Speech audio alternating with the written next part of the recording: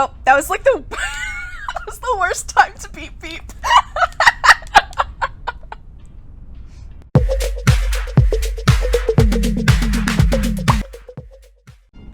Heyo, and welcome back to The Ladder with me, Stormy. A lot of stuff happened last time. We got love confessions after love confession, and now we're going to go see Isabella. The wind has already picked up upon my arrival to the Ermengarde Hospital. Somewhere, the faint sound of the thunder booms, filtering even through the concrete walls of this place. Though sparsely manned around this hour, the on-duty nurse's lively chatter easily fills the lobby. Some recognize and coax me into joining them when I pass by, but all of it has been turned down in favor of rushing straight to Isabella's room. Hey girl, what's up? Her aunt's nowhere to be found when I slip inside. On the bed, Isabella remains still, with constant beeping of the machines as the only signs she still lives. The same as the other day, as well as the day before that. Nothing has changed in her condition. And every time I've stepped into this room, the sight of her weak and motionless still sends a painful pang in me.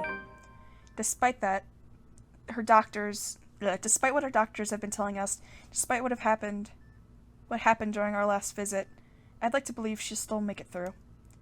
And when she wakes up, all of this will be over. Hey, scaredy cat. Hang in there, all right? I'm going to fix this mess we're in. And once you're okay, you're buying a whole month's worth of ice cream. Wait for me. She won't be able to answer, not yet, but I imagine her laughing at me right now, daring me to make good on that silly promise, and I will.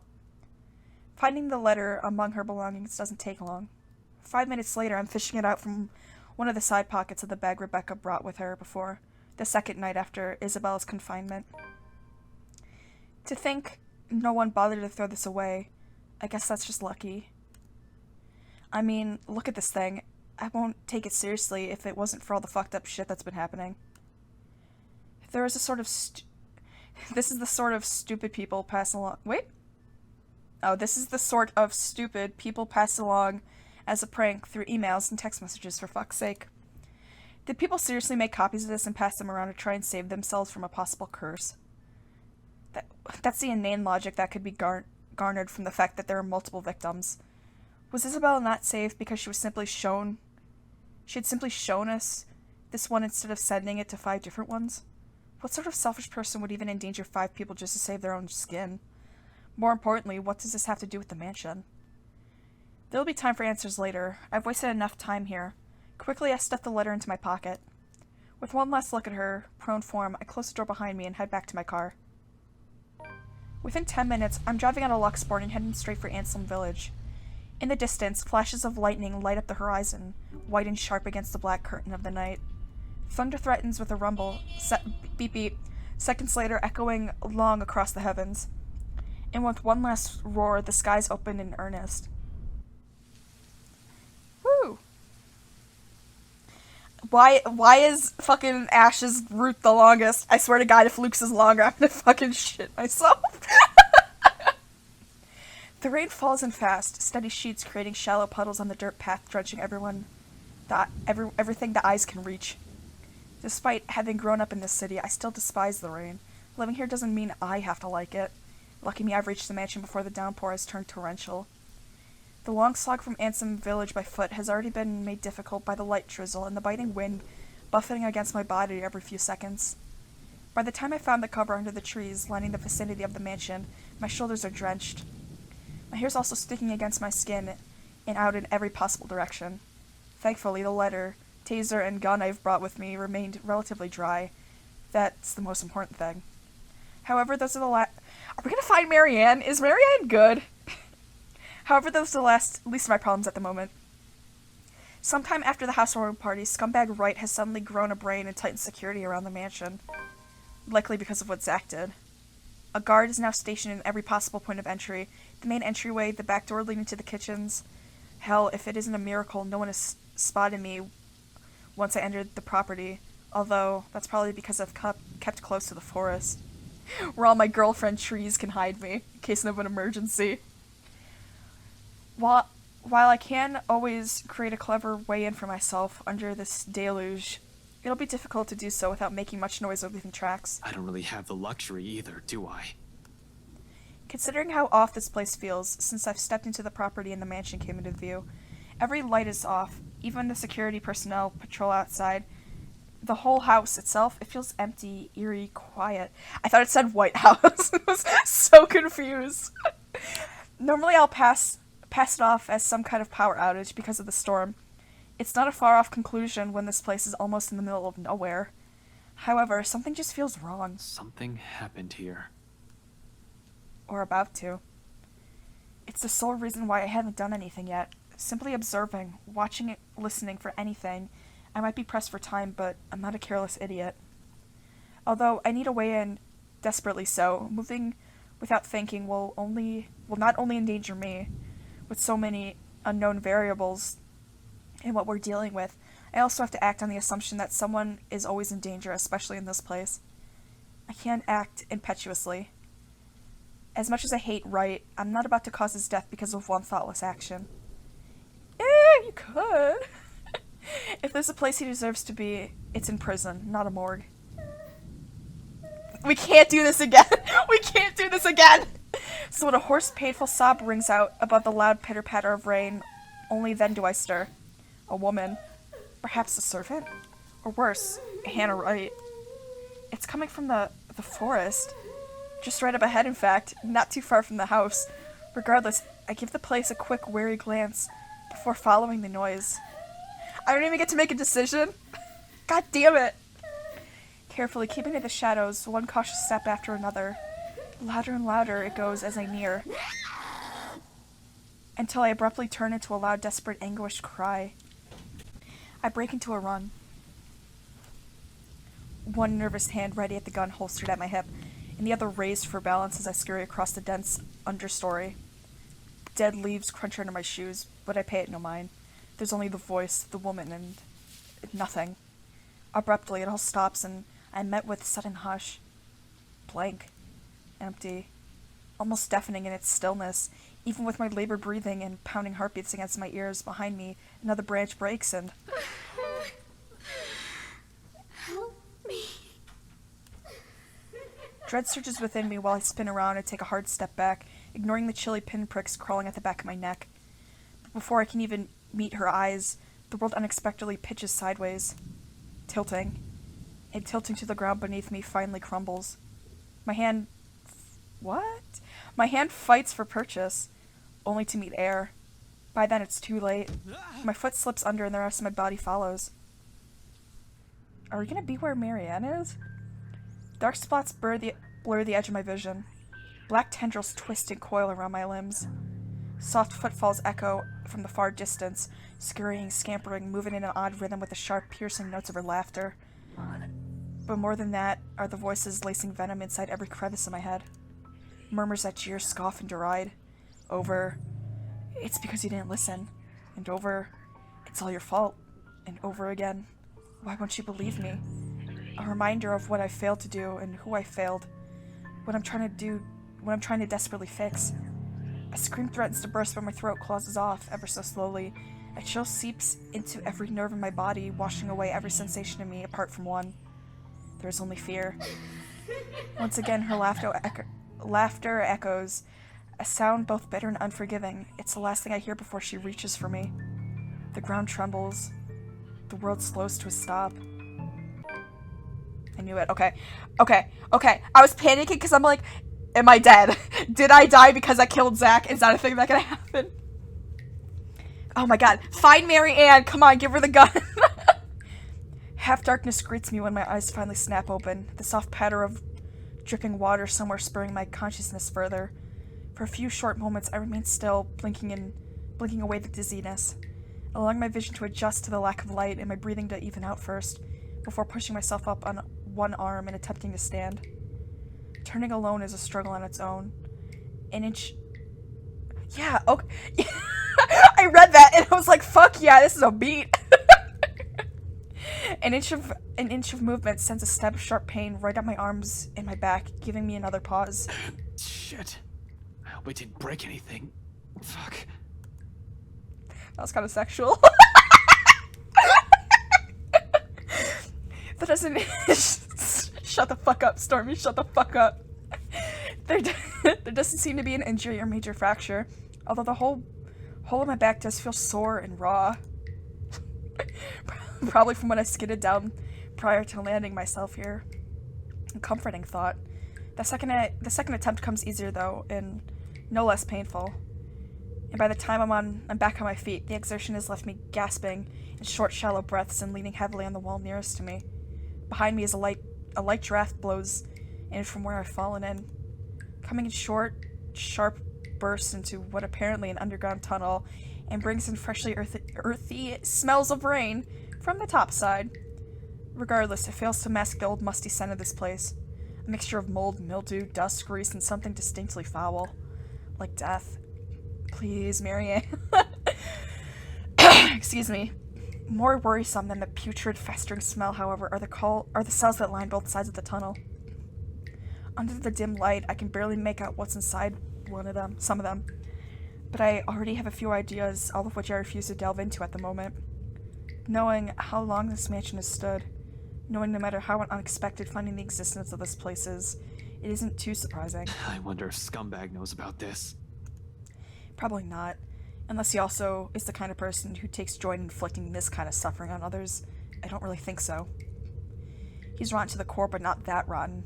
He'll probably balk at this, move out as the first opportunity, and have it demolished. The very idea of what has occurred in this place years ago makes me reel as well. I've known long ago that this place tends to hold secrets. This, though? If this is just the tip of the iceberg. I fear what I may discover in this mansion itself is a tale beyond the fucking letter. But the fear's inconsequential. As unpleasant as the sight of this is, this place might also be the only way for me to get inside unnoticed. Sighing, and take one last gulp of clean air, I push away from the cell wall and delve deeper into the passage. Let's just hope it'll be smooth sailing from here on. Come on, grab Marianne. Turns out that alone is too much to ask for this early. It's Marianne! No 20 paces and another sound sharply rises above my footfalls, rebounding off the hollow walls and echoing inaudibly across the whole span of the tunnel before fading away just as swiftly as it rang. I pause, nevertheless, straining my ears for more of it, while gradually moving my hand to my side, slow and steady, until the tips of my fingers brush off my gun's handle. Although cold against my skin, it's the closest thing I have to comfort at the moment. For the longest minute, I wait, holding my breath, watching every form, edge and shadow at the corners of my vision for any movement. After a heartbeat and nothing, I allow the tension to ease out of me in the form of a long, slow exhale that reverberates around the whole passage. Who's there? Perhaps it's because of what had happened earlier and how I ended up here, or maybe it's because of my training. But in spite of the panic and fear in my voice, I don't immediately answer. Instead, I pull a gun free from my holster and wordlessly draw closer to where the voice rings out once again. Afraid. Frantic. Weak? I'm asking you a question. Who's there? Oh my god, Marianne, I'm so glad you're alive! It's only after I've realized the safety do I answer while continuing my approach in a careful, steady pace. I think I should be the one asking you that. Who are you? Show yourself! I can't. I'm stuck in here. Well, a ghost will definitely not be saying that, or have a conversation like this, or be stuck anywhere. And, as if to prove her point, she extends a hand from one of the cells ahead and waves. Then she pulls back, grips the iron bars, and rattles it lightly. I can't get out. Can you help? Oh my god, please be okay. In 5 quick steps, I'm standing in front of the cell, and sure enough, a woman's inside. I slumped on the floor, holding the bars and shaking. Is she okay? Can I see her? Shaking hands, clinging to it as if it's the only thing keeping her upright. And not just any woman. You? McLaughlin?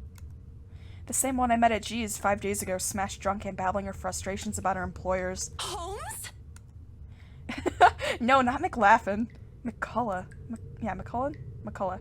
Marianne McCullough, famous interior designer extraordinaire. Not so extraordinary now with how exhausted and feeble she looks, trapped in a jail cell of all things. Her breathing is shallow, and there's a paleness in her complexion. Sunken eyes, cracked lips, dry skin, all signs pointing to starvation and dehydration. What?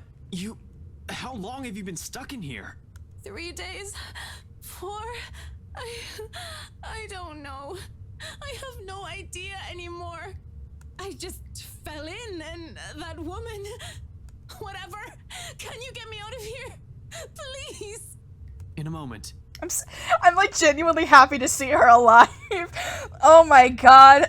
Thank the fucking Lord somebody's alive. But here, go feed yourself first before you fall over. Yay! Yay, the one good thing Ash has done! I fished out an energy bar from my pocket and handed it to her. She's lucky I always have one on my person. For sudden emergencies or extended stakeouts, a little sugar to keep me going. Likely any starving person, she wastes no time making a grab for it, unwrapping it straight away and taking a whole mouthful of it. Relief washes over her face on the first bite alone, although she was gonna need more of that if what she says is true. But for the moment, it's enough to keep her alive. Good thing she seems to have the sense to prioritize survival over comfort, if the puddle in the corner of the cell has anything to indicate. Without water... Has she been drinking her pee?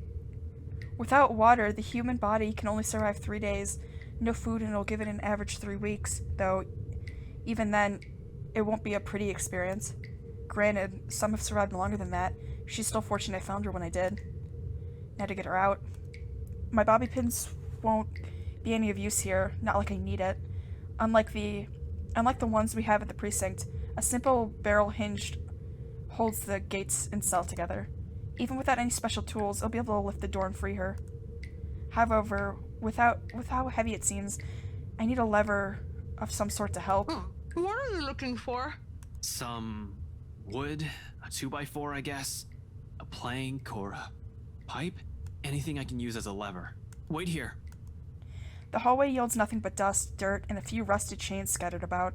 While I may find something in one of the open cells, I'm reluctant to check or even step in. We can't have another person trapped in here. However, Miss McCullough ended up inside. Well, there's no... My head snaps back to her. McCullough extricates a wooden board from under her messy hay entwined near her. Without promoting, she slips it through what little space there is between the bars. It's short, but appears to be thick and sturdy enough for my intended purpose. Upon closer inspection. Good enough. I hope. I get to work at once, anchoring the other end of the plank at the base of the door and applying ample force on the other end.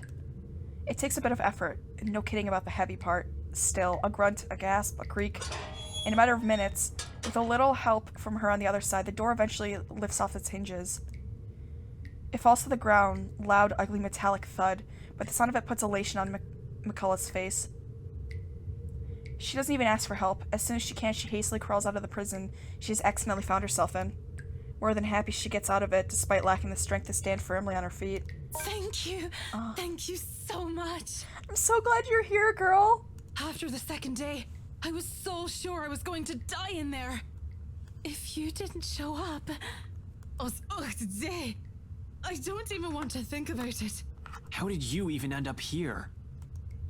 For a second, she appears hesitant, looking away and fumbling awkwardly with her fingers. I was looking for something.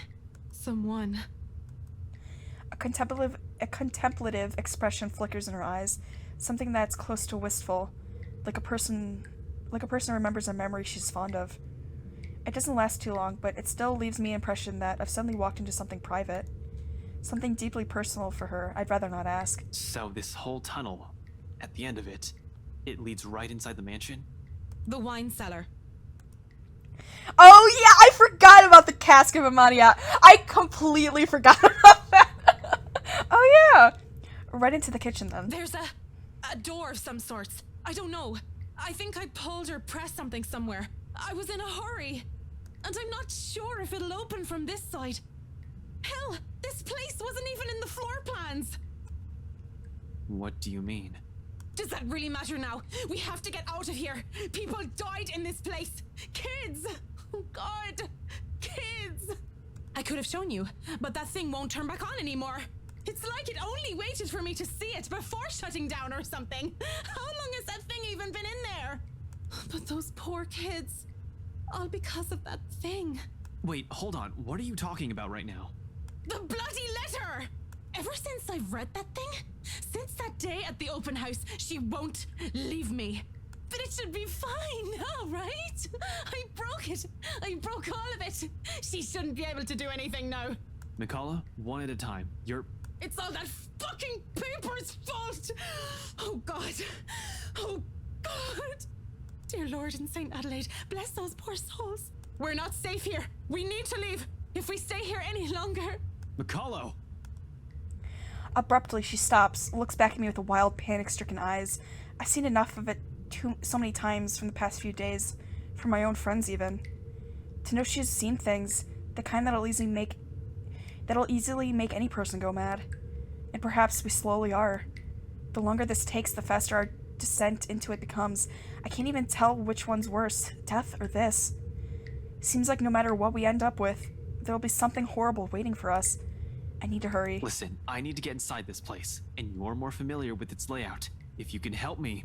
What? No! Why would I go back? Are you sure you haven't gotten raving mad yet? An exit's right here. And this business with the letter has to end at some point. Look, I know you're not very fond of Luke Wright. Damn right I'm not. He can just go. But are you really sure you want to leave him like this? And what about his wife? It strikes a chord.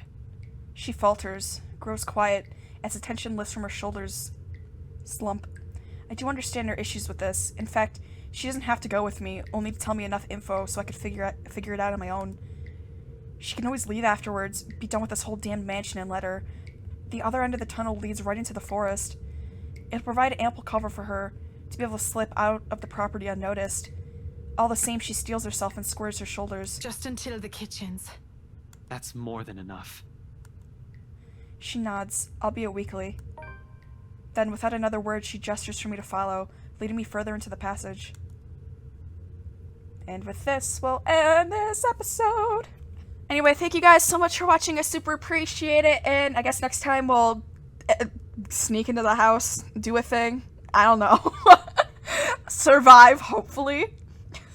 Anyway, I hope you have a wonderful day, and goodbye.